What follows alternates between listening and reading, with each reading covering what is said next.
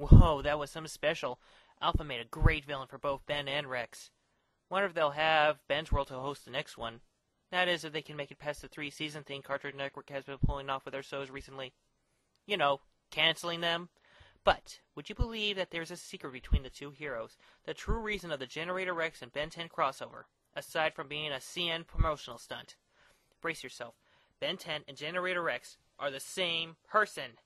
And believe it or not, they're both Superboy! Well, the 90s take of Superboy. And it's not too surprising when you consider that the Man of Action and the name of group of writers for both shows consists of Joe Kelly, who wrote Superboy for some time ago. The parallels of the three characters don't really go that too deep, but there have been some common themes that I have noticed. Since most of you haven't read Superboy's comic, knowing him mainly from Jeff Johns' take of the Teen Titans as well as the Young Justice show's take of him, basically, before the Great Reboot, and even before he joined the Teen Titans, Superboy had some neat adventures in his own book in the 90s, as well as the original Young Justice comic.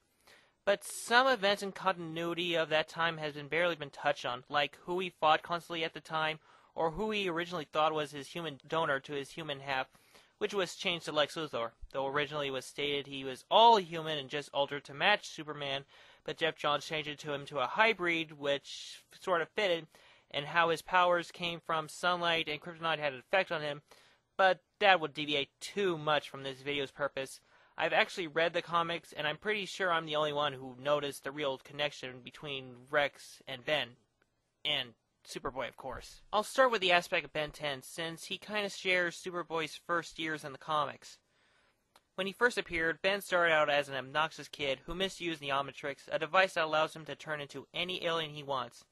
I don't really care for the show then or now. I don't hate it exactly, but it just didn't really click with me.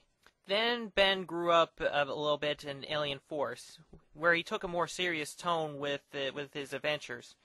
Which brings us back to Ultimate Alien, in which Ben's secret is found out, then he becomes an obnoxious showboating superhero celebrity. When the episode calls for it, of course. This is what Superboy and Ben 10 share. They both start out as obnoxious characters who use their powers, while thinking of themselves as the best thing around. Okay, I know what you're thinking. But Silver Zeo! Rex is a show-off too. Granted, yes, but Superboy and Ben's fame were at the point in which they were used as promotional gimmicks, either for new store openings or a teen beauty pageant. Though this theme is also shared with Booster Gold, the time-traveling hero for fame, there is more to the two than just ego. There is also a similarity between the supporting cast and how both Superboy and Ben's egos bounce off of them. They both have normal girlfriends who get rather steam whenever they show off, one way or another. They also lead their own team of teen superheroes, namely the Ravers and the Plumbers Kids. But I haven't really read anything about the Ravers, as they pretty much consisted of just obscure 90s characters, so I can't really compare them to the Plumbers Kid, let alone Gwen and Kevin, without stretching it too far. They both have evil twin lookalikes, but nearly every superhero has that regardless of who they are. Then there was this one episode of Ultimate Alien, The Return of Ben 10,000, and a story arc of Superboy's Hypertension, and both of them seem way too much alike. They both involve the heroes meeting alternate timelines of themselves, as well as evil versions of themselves. Only difference is that the alternate timeline came to Ben, while Superboy had to go through the timelines, as it was DC's substitute for the multiverse at the time, himself through a super jacket that was jump-started by an atomic warhead. The story of the two is pretty much the same. The heroes team up with older versions of themselves to fight the evil version of themselves, who is in fact stealing alternate timelines of himself. I hope you cut me some slack with that part. I mean, that's hard to say, even with a script. And that's all I see where Ben 10 and Superboy stand ground. Their connection may be faint, but there is definitely something there.